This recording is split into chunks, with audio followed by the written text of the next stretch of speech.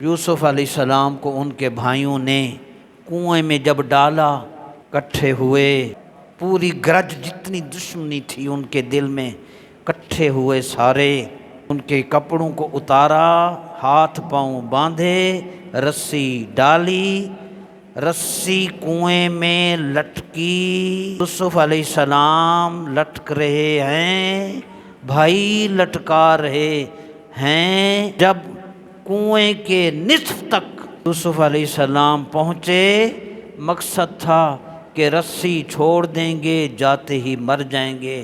ہاں ہاں، یہ تمہاری سوچ ہے، اس کی سوچ کچھ اور تھی۔ رسی لٹکی، درمیان میں پہنچے، کاٹ دی گئی رسی، نیچے گرے، آدھا کنویں کا فاصلہ باقی تھا۔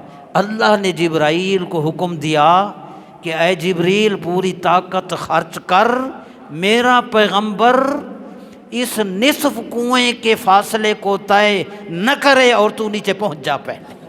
بس وہی ہوا۔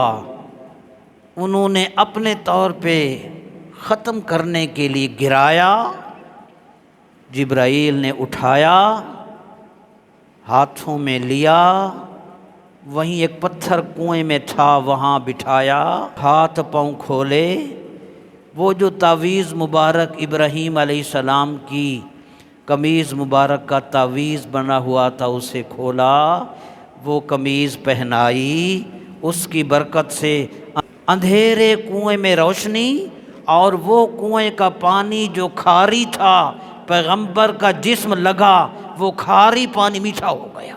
معلوم یہ ہوا مخلوق جتنا ظلم کرتی ہے رب اتنا کرم کرتا ہے، مخلوق کے ظلم کی انتہا اور اس کے کرم کی انتہا۔